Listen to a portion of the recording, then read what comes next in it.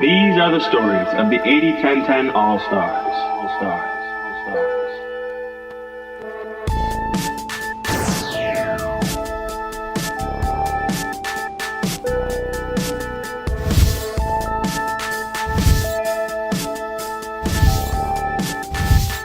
So, Victoria, can you start off by introducing yourself, saying who you are? I'm Victoria Tusi Arnstein. That's who I am. And so, you're here at Doug Brown's 80-10-10 Culinary Skills Week. Are you staying for the any other events? No, I've been to Health and Fitness twice and loved it. And Doug invited me here as a guest, and I couldn't refuse, so here I am. Awesome, awesome.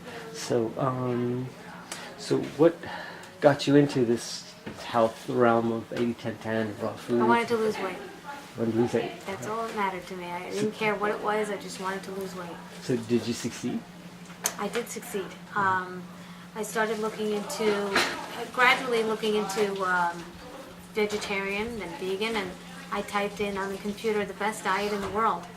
And it came up with Roger Heskey's site, Super Bean. And he ate only fruit. And I thought that was very interesting because I used to go on fruit diets just because I thought it would make me lose weight. And I didn't realize that people were living this way as a regular diet, lifestyle. So there was an interview that he had with Dr. Graham, and it was only an audio. And I listened to it and I said, wow, this makes so much sense. The man doesn't have allergies, he doesn't have anything that's weird and hasn't been sick in 20 years. That's so strange. All because of fruit. I need to buy his book. I bought his book, and I got the book right before going on a trip with my husband to the Napa Valley Marathon. And I took the book with me, and my husband, who thought he knew everything about health, said, I don't need to listen to what you're reading. I said, no, you gotta hear what he's saying. You gotta hear this, you gotta hear this. He says, no, I don't need to hear it. And then one day in the hotel room, I opened up the book again. I looked at the recipes, and it said blueberries, enjoy. And I was like, no, you gotta hear this. And Was that the recipe? That was Blueberries, the recipe, blueberries, enjoy. And I said, well, I don't understand. Where's the recipe? Because I'm a mother, and I look at recipes all the time. And I told my husband, and he and I were laughing on the floor. We couldn't stop laughing. And it occurred to him, wow, there's no way somebody could live that way. I mean, I always knew it to be true not to eat anything in a package, but people are really living this way? I said, this guy's done, triathlons and everything. And my husband was starting to take notice because he's an athlete. And then on the plane ride home, we were already eating raw, but it was high-fat raw and a lot of nut pâtés and stuff, and we never really felt optimal. And I was reading the book on the way home on the plane. He kept looking over and I said, get your own book. That's exactly what he did. He ordered 12 copies and gave them all out to people. And then that week we got really sick with a high fever. I think it was like 104 all week. We were in bed, both of us were in bed. We couldn't move, and we had children to take care of. And there we were, sick as dogs, and my husband is reading this book and highlighting everything, and it was becoming his Bible. He says, that's it. This is the diet for me.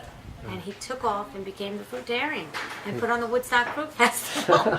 So it all stemmed from that one thing that I typed into the computer, best diet in the world. I think it is the best diet in the world. It really is the best diet in the world. So have you noticed any, besides losing weight, have you noticed any other health benefits from that? I did notice health benefits. I did, and not just health physically, but mentally. My consciousness became much higher. I became much more in tune with nature and much more in tune with myself, and haven't been as depressed or haven't had as much. I used to have more paranoia when I ate meat because meat would it would skew my judgment. And I think that when an animal's about to die, their adrenaline goes into their bloodstream, and we eat that. And also the carnivores, that if you see carnivores, they're angrier than than the plant-eating animals. So that also made a difference in my life. And now that I know that that's off limits, I found my my levels of brain power even became stronger. Eating more fruits and vegetables, I like to eat. So to know that I can have a lot of fruit, it makes so much sense to me. I don't want to restrict. And vegan diets even restrict you from having too much food because, you know, if you eat too much of anything, you know, you get fat, but not on fruit. So that's So do you find it unrestricted? Some people complain about the diet, it's like, oh, it's so restrictive, but you're finding it unrestricted. Yes, I'm finding it unrestricted because I could eat in quantity, and I like to feel hydrated, and I feel so much better eating lots of fruit because I feel like you get more macronutrients that way. When you skimp on fruit and vegetables, you're not going to get all the macronutrients. So I want to make sure I'm getting all my macronutrients in order to thrive. So I'm eating more. In fact, I can't even eat that much, and I feel like I can't even eat as much as I'm supposed to be eating. And it's a great feeling because I never feel deprived. I don't feel deprived on this diet at all. Yeah. And but I've struggled. I've struggled many times for years. For 4 years, I've been struggling on just eating fruit because I would tell myself, I would get overwhelmed and say, "Wow, this is it. Like I can never eat anything else." And it's a very bad thing to tell yourself. So I went in stages, and I took out dairy, and then I took out,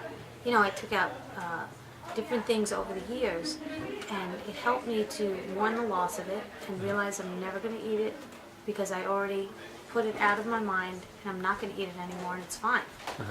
But if I took it out overnight, somebody like me, it would be too, there's too many attachments that, I would feel like somebody is taking it away from me, and I didn't like that feeling of deprivation, so I would always go back to it. But now I have no curiosity anymore because I've mourned the loss and I'm over it. And now I'm happy with the decision of not having certain things. Dairy has made me have countless visits to my doctor because of sinus pressure, sinus infections, and they never went away. And even the little drop of milk in my coffee. Then when I didn't have any milk anymore, I had no more coffee. So a lot of other things were eliminated when I stopped having sugar and white flour or eggs. There was no cake involved. And I have no cravings for desserts anymore because I'm eating dessert all day. Fruit is the sweetest thing. If you have 6 medjool dates, there's no way you're having chocolate cake. There's just no way you're having banana pie when you're eating bananas. And your body just becomes, your tongue becomes unperverted. It doesn't have those, those exciting foods to, spike your adrenaline and your sugars, and you're just having a steady flow of sugar with fruit. It's perfect. It makes so much sense. So you eat vegetables too, right? Vegetables are very important to me at night to just anchor me and give me the minerals that I need and the crunch and the sodium. And yeah, I think it's important. And as an athlete, I think it's important to get that variety. You can't live off of one fruit. But I do have a page on Facebook called One Fruit at a Time.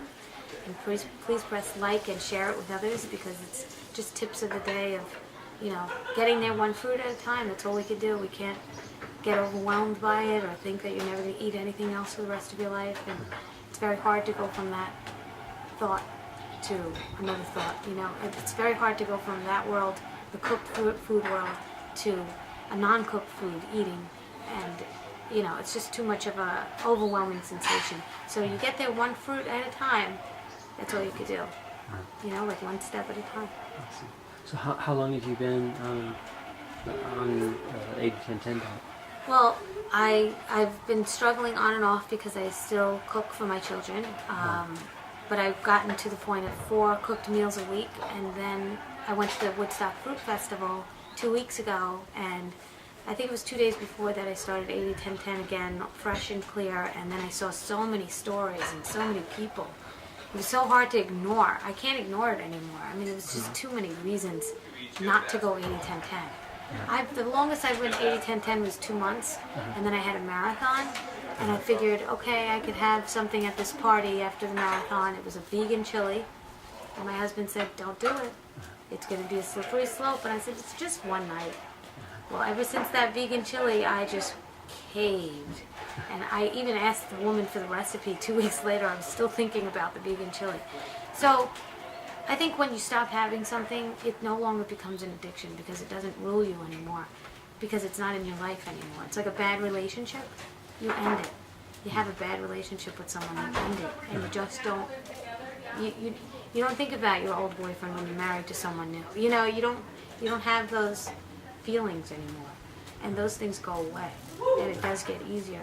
But now it's 2 weeks, a little over 2 weeks, since the Woodstock Food Festival, and I really have not had one craving for cooked food. And usually by the 10th day, it starts to come down on me.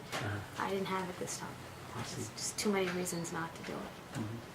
Speaking of reasons not to do it, are there other? So you've mentioned like losing weight, and your husband apparently did it for 4 sports. years. Sports Yeah, 4 years performance? he did it for sports. He was vegan, but now he does it mainly for athletic performance. He's getting better and better, and so many benefits. His marathon time went from a 2:45 to a 2:28.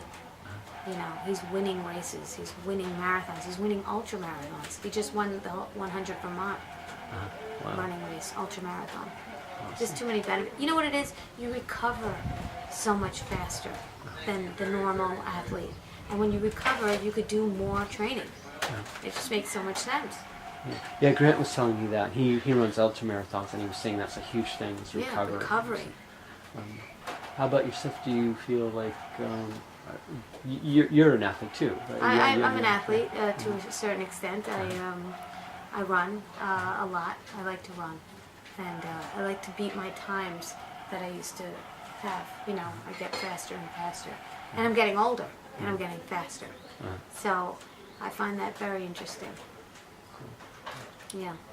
I mean, if you can't do all raw, you know, right now, at least do it for the next meal and see how it goes, you know, or do it till 12 o'clock, or do it till 2 o'clock, or 4 o'clock, and then if you still want your cooked meal, but always have the salad or the fruit first and see if you're still hungry for anything else. And by that time, you probably won't be. By that time, you'll probably be so full and satisfied because you're getting so many nutrients anyway, and so much water and fiber, that you're really not, you know, you're not interested in any of the foods after that. Join us next week for another exciting tale of the 80-10-10 All-Stars.